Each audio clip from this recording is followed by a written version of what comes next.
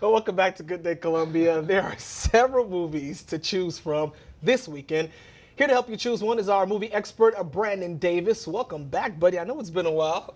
If I haven't been here since Sin City, nothing's really come out, really, except for The Drop, but it wasn't playing around here. Right. But now here is a good one we're talking about this morning. This is Where I Leave You. Well, not leaving you, but that's the movie. Title. That's what we're talking movie. about. Looks like a pretty funny cast. You know, we're talking Jason Bateman and Tina Fey. How can it not be funny? Oh, it's a funny movie. It's got more serious moments than you would ever think it does, more kind of gut-wrenching moments, but it does have its laughs. It definitely has its fair share of laughs where you're laughing at the screen pretty hard. So what's the movie about in a nutshell?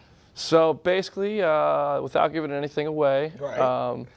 The family comes together because their father recently passed away. They're 4 siblings and their mother. They all get together and they gather for Shiva. And they're only half Jewish, so they're kind of, some of them object to it, some of them don't. Shiva. Some of them don't. Okay. It means 7 days of reflecting under the same roof. So they get together and they haven't spent a lot of time together and they kind of get on each other's nerves like any family would. So it takes off from there.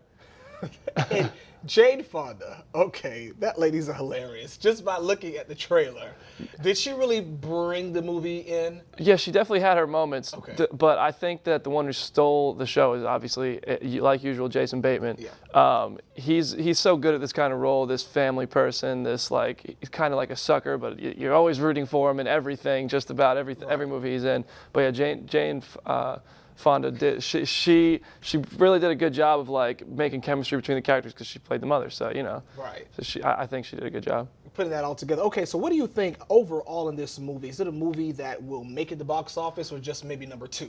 I think it's number 2 because I think Maze Runner takes the box office this weekend because that has one of those big followings. It's like the Hunger Games type movie. A lot of young people are going to go see it. I think a lot of people that I know do want to go see This Is Where I Leave You, and I think that a lot of the reviews, I've read some reviews after I saw it, and I don't agree with most of them. I thought it was a great movie. I really enjoyed it, but I think that can hurt it as well because some reviews didn't like it that much. And I mean, granted, it's not going to be for everybody, so you may not like it just because I say you're going to like it.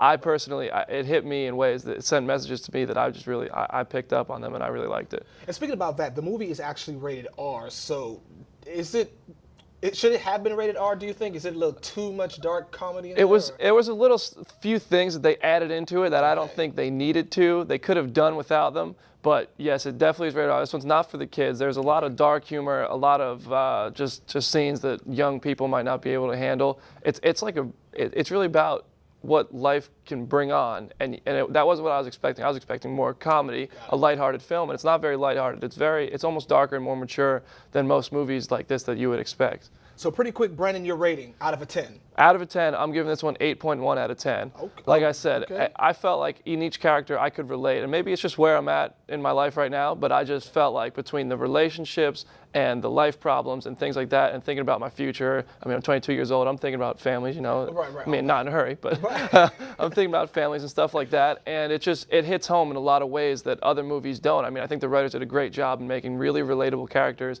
that you can see yourself in each one way or another. All right, Brandon Davis, thank you so much for that. All right, folks, stay with us. There's more Good Day coming up right after this.